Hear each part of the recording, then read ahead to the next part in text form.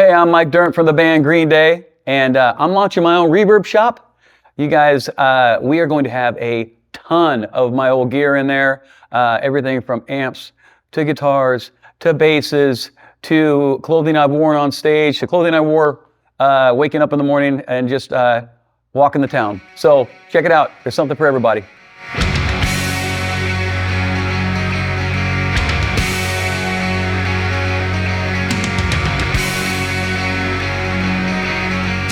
This bass right here, traditionally, I've always been into like pretty standard colors like tobacco burst or white or black. And then there came a time where I wanted to start messing with the basses, and I love these basses because you know what's great about my basses is you can take 7 screw heads and you can take the pick guard off, customize it yourself or leave it off. So I just started pinstriping around that and painting on the pickups and spray painting some of the bodies white.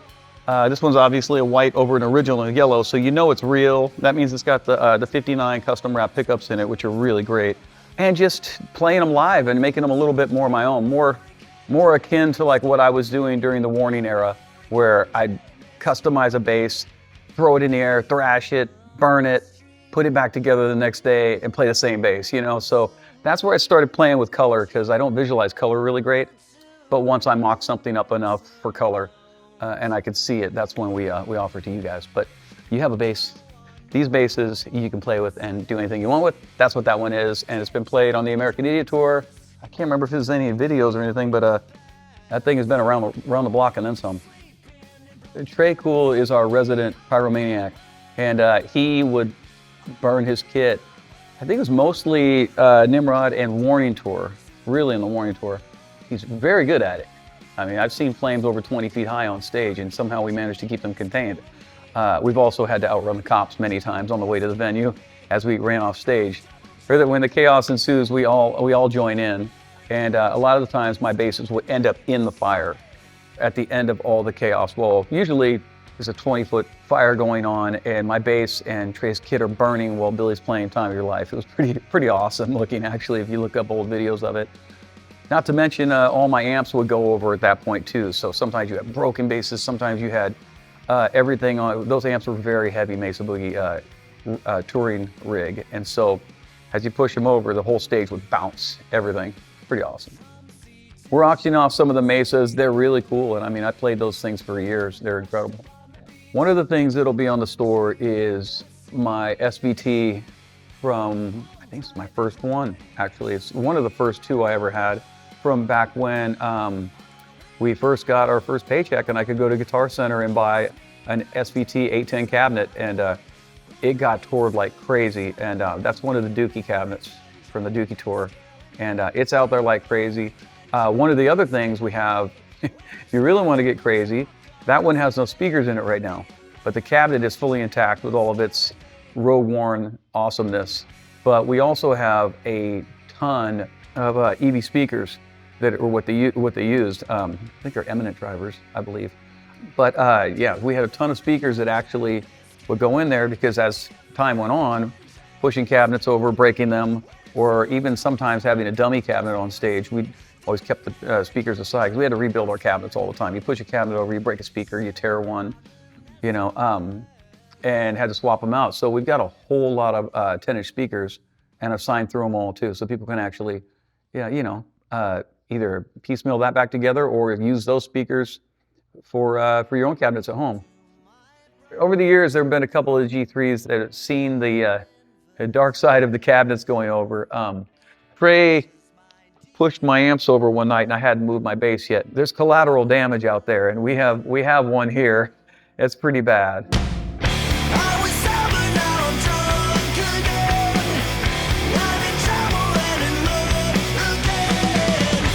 Yeah, so this bass back here was actually something that Fender had come up with and offered right around when we were doing the Nimrod era stuff. And it's got a lot of different settings on it. I like this, I don't know if you would call it a quarter pounder in the back, but it definitely had a certain thing that I didn't have with any of my other basses. I had basically P basses, and my Gibson were broken at that point. So this bass kind of came in handy, where it's diverse enough for the studio, Obviously, I was playing this one in, I think, E flat. Yeah, it's tuned down. But this is the one that I would pull out when I couldn't get that sound with my P-Bass. I just needed either a little more low end with some cut on it. It's got a great adjustment. Sign the back for fun. And what's cool is it actually started off as one color and now it's sort of turned into a burst. It's sort of faded over the years. But this is one of the ones on the Nimrod record that, you know, got to get some time on the actual record. So it's pretty cool. So this 62 is just, I mean, first of all, the neck on this thing. First of all, I have a hard time with red, but this Fiesta red, I believe it's Fiesta red, when it fades and goes to that salmon color, it's just so good. The neck on this thing, it's got bird's eye all up and down it. It's a special bass. Thing really plays incredibly, you know. You can tell it's got that, probably not in tune right now, but the neck on it is, you know, the 62, they did something right, man. The necks were just a little bit flatter. You feel like you could really get into them, get around on them, and it's just a great bass. The way the pick guard turned mint on it, it's just, there's so many, you can't speak highly enough about this. You could tell years ago it was in a case with a curly cord. That's almost always the giveaway, you know, but it's pretty special. And these colors are highly sought after. So I had this, I did play it. I know I played it on records. I don't know where I played it at on the records, but this was in sort of like my studio quiver, but I haven't pulled it out in years. And I was like, you know what? I think it's time. Here we go. She could be yours.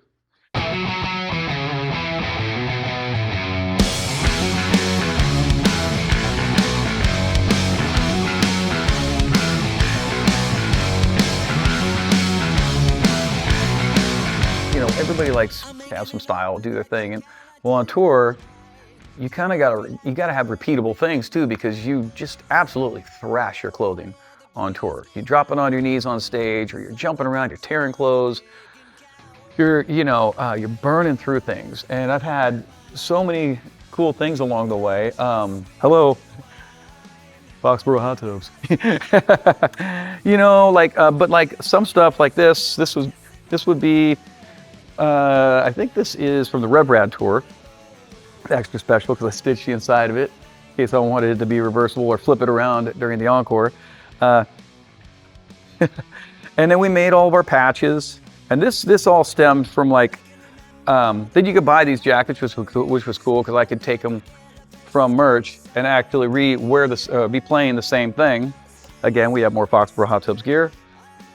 Alexander McQueen type jackets. I love this gun holster thing that I made, and this during the Uno Dos Tré era, I had sort of done a lot of sort of things like that. I just love these type of shirts.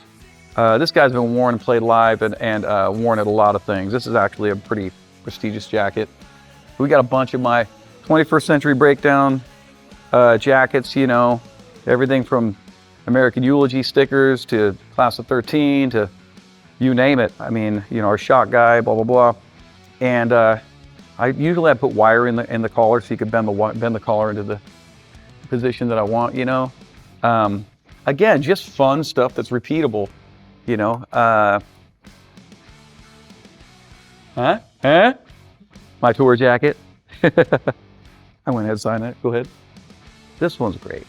So sometimes I'll just change the panel, put epaulets on it, goof around. This is a nice Comme des Garçons jacket originally, but can you zoom in on there? Fuck off. That was a jacket I made for doing interviews in. I never got busted for it. Never got busted for it. Just stuff people have seen me wearing in the past. This one I wore a lot during American Idiot. This one's out there quite a bit. This is the sister to the jacket that I wore in Boulevard of Broken Dreams. So, and this one got worn quite a bit back then.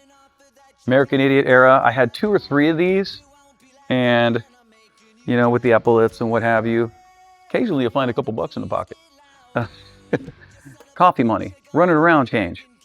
This is the jacket I wore in the Wake Me Up When September Ends video. This is actually a killer bomber leather jacket. It's really cool. And then this one, if you want to dress up like a security guard, this is the Oh Yeah video. But there's a lot more than this stuff all the money from all the clothes, that's all gonna go to charity. Somebody wants to buy a pair of the pants, cut it, make bracelets, cut a patch of it, put it on your jacket. That's the coolest shit ever. It's just fabric. Play with it, have fun. From me to you, there it is. There you have it. That's rummaging through Mike Dirnt's garage. You can find out more about all this stuff and the big sale we're gonna be having on Reverb. And yeah, for that, until you see it, you won't believe it. We got something for everybody. Have fun with it. Not just photos from an Instagram.